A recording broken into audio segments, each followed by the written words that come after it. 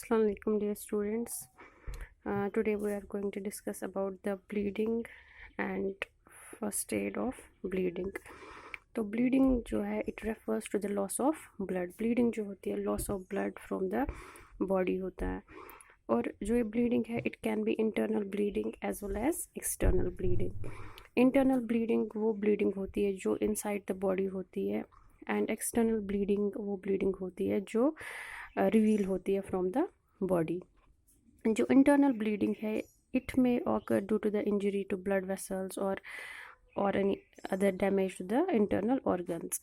तो जो internal bleeding है ये तब होती है अगर हमारी ब्लड वेसल्स या जो भी हमारे इंटरनल ऑर्गन्स हैं उनमें कोई डैमेज हुआ होता है या इंजरी हुई होती है, तो तब जाके जो है इंटरनली ब्लीडिंग होती है.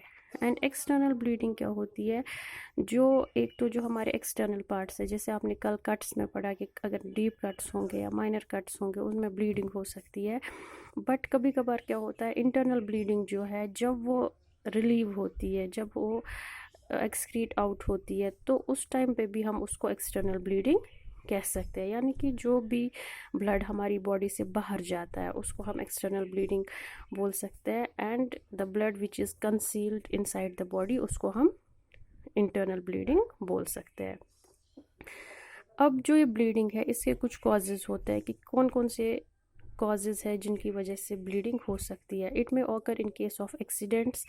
अगर कभी कभार कोई एक्सीडेंट होता है, चाहे रोड ट्रैफिक एक्सीडेंट हो या एक्सीडेंट वाइल प्लेइंग या घर में छोटे मोटे एक्सीडेंट्स होते रहते हैं, तो उस टाइम पे अगर ब्लीडिंग वो एक कॉज है ब्लीडिंग होने का. Then blow to the head. अगर हेड किसी चीज़ के साथ टकरा जाता है that's another cause of bleeding.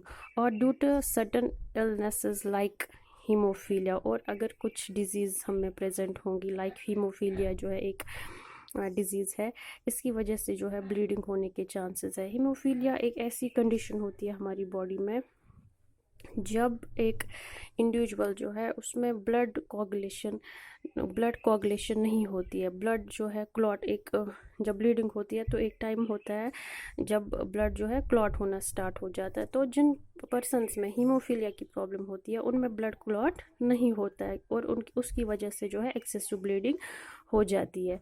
Then scurvy जो है विटामिन सी डेफिशिएंसी की वजह से होता है. जैसे आपने देखा होगा कि बहुत सारे पर्सन जो है गम से ब्लीडिंग होती है, वो इसी विटामिन सी की डेफिशिएंसी से होता है और उसको हम बोलते हैं स्कर्वी. देन कैंसर क्या होता है, एबनॉर्मल ग्रोथ ऑफ सेल्स. जहाँ पे एबनॉर्मल ग्रोथ ऑफ सेल्स होंगी वहाँ पे क्या होता है, जो नॉर्मल सेल्स होते हैं या जो नॉर्मल टिश्यूज़ होते हैं वो अपना काम नहीं करती है. तो उसकी वजह से जो है कभी कभार फॉर एग्जांपल कोलन कैंसर होगा तो ब्लीडिंग होने का वहाँ से भी बहुत ज़्यादा चांस है. Then another is the thrombocytopenia. Thrombocytopenia होता है जब हमारी बॉडी में जो है प्लेटलेट काउंट कम होता है. और जो प्लेटलेट है वो भी एक रोल प्ले करता है इन ब्लड कोगुलेशन में. तो जब प्लेटलेट काउंट ही कम होगा दैट मीन्स कोगुलेशन जो है प्रॉपरली नहीं होगी, तो उस टाइम पे भी जो है ब्लीडिंग हो सकती है. देन लुकीमिया जिसको हम लोकल लैंग्वेज में या कॉमन लैंग्वेज में हम उसको ब्लड कैंसर भी बोलते हैं.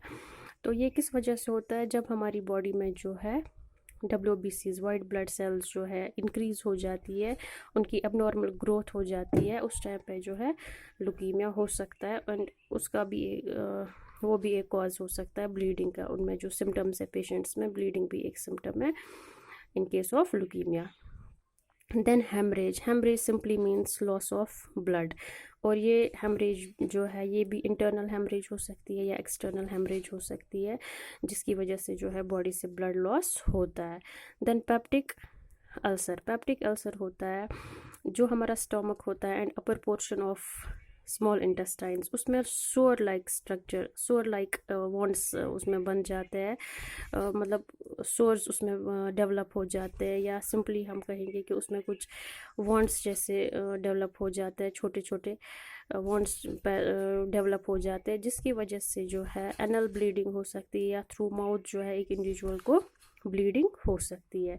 तो ये कुछ कॉजेज़ है जिनकी वजह से जो है ब्लीडिंग होने के चांसेस है. Then symptoms include discharge of blood from a wound. Symptom इसका यही है कि जहाँ पे वोंड होगा, चाहे इंटरनल वोंड होगा या एक्सटर्नल वोंड होगा, तो वहाँ से जो है ब्लड लॉस हो जाएगा, डिस्चार्ज ऑफ ब्लड वहाँ से हो जाएगा। देन उसके बाद हम पढ़ेंगे फर्स्ट एड ऑफ ब्लीडिंग कि अगर इन केस हमारे सामने किसी को ब्लीडिंग हो रही है तो हमें उसको कैसे फर्स्ट एड प्रोवाइड करना है। First of all, wash your hands and wear surgical gloves before administering first aid to victim. सबसे पहले हमें क्या करना है, अपने हैंड्स जो है हमें वॉश करने हैं। देन सर्जिकल ग्लव्स जो हमारे पास अवेलेबल होता है फर्स्ट एड किट में, वो हमें पहनना है। और उसके बाद हमें जो विक्टिम है उसको फर्स्ट एड एडमिनिस्टर करना है।